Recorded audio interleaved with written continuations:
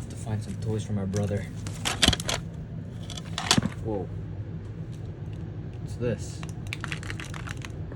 Skylanders. Not seen this in a while.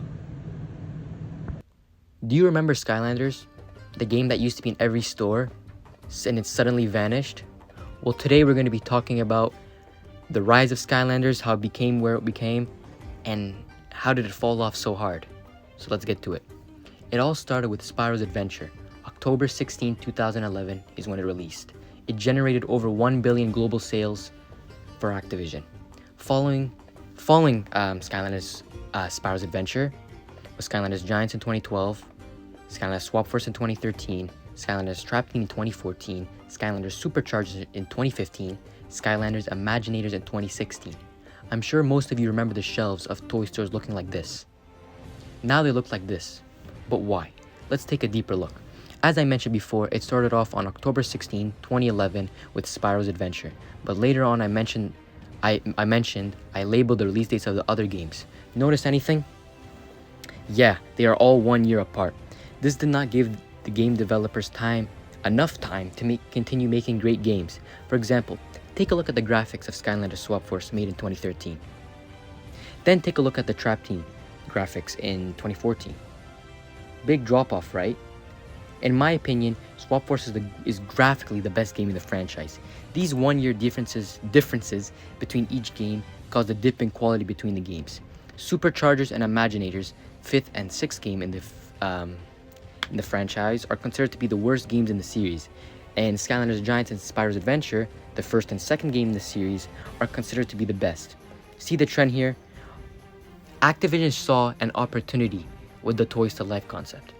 The first game brought them $1 billion in global sales, so they decided to keep the cash coming in and released a new game in every year. The problem is, every game got more expensive down the line and the quality kept dropping. In the first 3 games, Spyro's Adventure, Giants, and Swap Force, you were not required to get the new Skylanders to beat the game. You could use the old, and yes, I know the elemental gates in Swap Force had dual elements, but you could just hop into 2 players and open the gates with 2 Skylanders. Though, Swap Force did start to decline in a way, because there was something in Swap Force called swap zones, where they required a bottom half of a swapper to complete them. Now, this was not hindering your progress of the game, but it can limit your experience a little bit. They were $15 each, the swappers in 2013 at the time, and there was only 8 swap types. 2 of them were gained in the starter pack. The biggest problem financially came with Trap Team and Onward.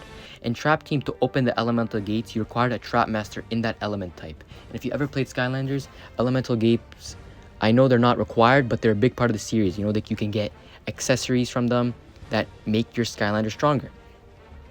And not to mention a trap in each type, including the Chaos Trap to trap every single villain. Now again, not required, but the main gimmick of Trap Team is to play as these villains that you beat and trapped. A Trap Master was 16 USD and a trap was 6 USD. And if you do the math, there was, I believe 16 trappers for 16 trappers total, and 9 different elements, 11, including light and dark elements in the trap of 11 different elemental trap types. For Superchargers, on top of buying Skylanders, you're also required to buy vehicles, sea, land, and air. And obviously, you weren't required to buy sea and air, but again, big part of the game to enhance your experience.